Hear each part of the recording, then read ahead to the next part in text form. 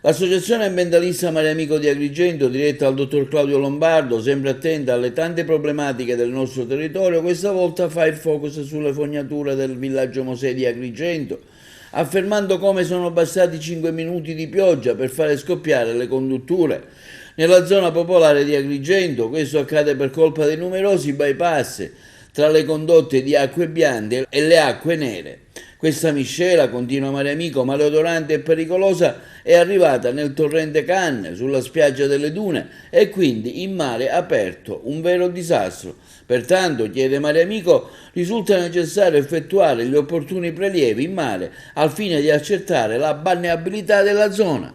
Quello che è accaduto ieri ad Agrigento non è diverso da quello che accade in tante altre città d'Italia.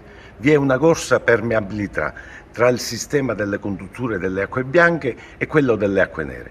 Quindi accade che quando piove le acque bianche passano nelle acque nere e scoppiano i tombini. Proprio quello che è accaduto ieri a Salleone, queste acque inevitabilmente vanno a finire al mare inquinandolo.